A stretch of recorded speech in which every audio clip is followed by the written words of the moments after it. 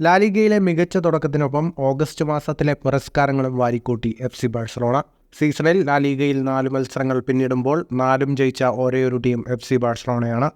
ഇതോടെ തൻ്റെ അരങ്ങേറ്റ സീസണിൽ ആദ്യ മാസം തന്നെ LaLiga manager of the month Hansi Flick തിരഞ്ഞെടുക്കപ്പെട്ടു.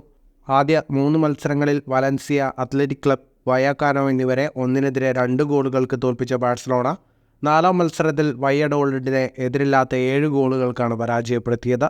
ഓഗസ്റ്റ് മാസത്തിലെ മികച്ച കളിക്കാരൻ റഫീനിയാണ്. ഹാൻസി ഫ്ലിക്കിന് കീഴിൽ മാരക ഫോമിൽ പന്ത് തട്ടുന്ന ബ്രസീലിയൻ താരം 3 ഗോളും 3 അസിസ്റ്റും സ്വന്തം പേരിലാക്കി.